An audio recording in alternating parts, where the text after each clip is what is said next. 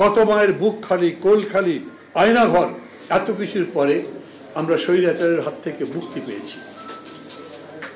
এটাকে আমি বলি বিজয়ের প্রথম ধাপ, মানে প্রথম পর্যায়ে আমরা বিজয়ী হয়েছি। কিন্তু আমরা লড়াইটা করেছি কেন? এই আন্দোলনের মধ্যে দিয়ে শিক্ষার্থীরা সেই কথা বলেছেন, একটা নতুন বাংলাদেশ করতে চান তারা।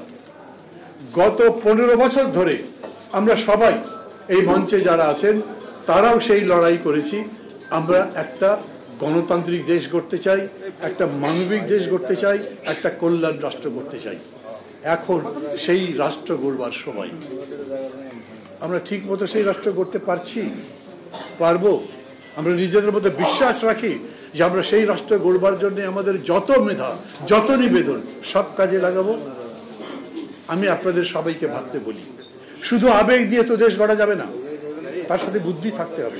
শুধু তারুণ্য দিয়ে তো দেশ গড়া যাবে না, তার সাথে অভিজ্ঞতা থাকতে হবে, তার সাথে সমৃদ্ধ জ্ঞান থাকতে হবে। তা না হলে দেশ গড়া যাবে না। কি চান এখন? খুবই স্বাভাবিক। 15 বছর ধরে লড়াই করেছি, কারণ ভোটের অধিকার ছিল না। ভোটের নামে, ভোটটা আমাকে আমি বন্ধ করে দিই। 15 বছর ধরে ভোট দিতে পারেনি মানুষ। তাই আমরা বলেছি গণতন্ত্র চাই, ভোট চাই, ভোটের মতো ভোট চাই, যাতে নির্দ্বিধায় ভোট দিতে পারবো, ঠিকঠাক মতো গোনা হবে এবং সেই গুণে যে রেজাল্ট হবে তার ভিত্তিতে সরকার গঠিত হবে, জনগণের প্রতিনিধিত্বমূলক সরকার। কিন্তু কি হয়েছে?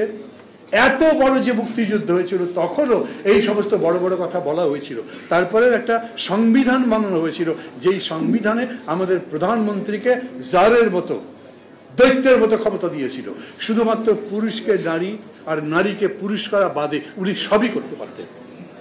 প্রধানমন্ত্রী যখন চাইতেন, যেরকম করে চাইতেন, সেইভাবে মন্ত্রীদের কানে ধরে উঠবোস করাতে পারতেন, সরকারকে দড়ি ধরে টানিয়ে নিয়ে বেড়াতে পারতেন। এবং যখন মনে হতো, যেরকম শেখ মুজিব করেছিলেন, 1 মিনিট, মাত্র 7 মিনিট বা 8 মিনিটের মধ্যে সমস্ত গণতান্ত্রিক পদ্ধতি বাতিল করে দিয়ে একদলীয় শাসন কায়েম করেছিল। ভেবে দেখেন, শেখ হাসিনা তার চাইতে দানবের মতো আবির্ভূত হয়েছেন। 15 বছর যে উনি ক্ষমতায় ছিলেন তার পেছনে জনসমর্থন ছিল না। উনি পুরো প্রশাসনকে নিজের মতো করে নিয়েছিলেন। আর্মি বলেন, পুলিশ বলেন, বিজেপি বলেন, সিভিল ব্যুরোক্রেসি বলেন, সবাই তাকে সমর্থন করেছে। এমনকি পুলিশ সম্মিলিতভাবে ভোট ডাকাতি পর্যন্ত করেছে। এগুলো তো বদলাতে হবে আপনাকে। এই বদলাতে যদি না পারেন এবং তারপরে যদি এমন বদলেন যে থোর বড়ি খাড়া, খাড়া বড়ি থোর, যেরকম ছিল সেরকমই আছে, তাহলে এত রক্তদার, এত আত্মত্যাগের বাণী।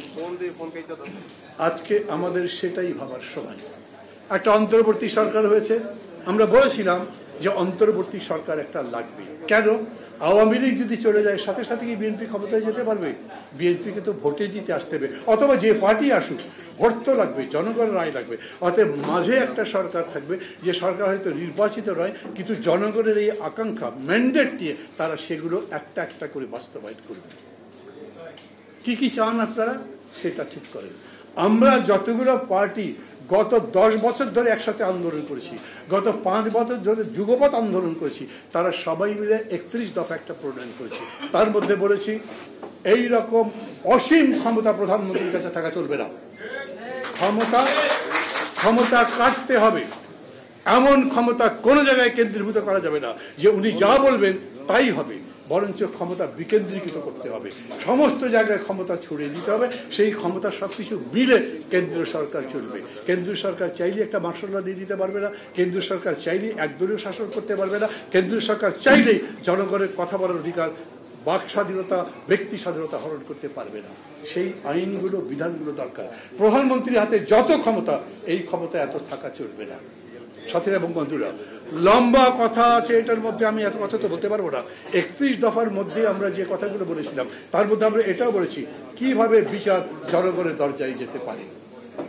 বাংলাদেশের গ্রামের মধ্যে একটা মানুষের বিরুদ্ধে যদি মামলা হয়, আর সে বেচারা যদি গরিব মানুষ হয়, ও মামলা লড়বারই ক্ষমতা রাখবে না। আর যদি তার প্রতিপক্ষ কেউ শক্ত হয়, তাহলে জেলা বা জজ কোর্টের মধ্যে মামলার পরে হাইকোর্টে নিয়ে আসবে, তখন হাইকোর্টে ওর ঢাকায় আসা যাওয়ারই ক্ষমতা থাকবে না। তাহলে বিচার ওর কাছে যাবে কেমনে? অতএব বিচার যারা দেয়, সেই আদালত তার কাছে নিয়ে যেতে হবে।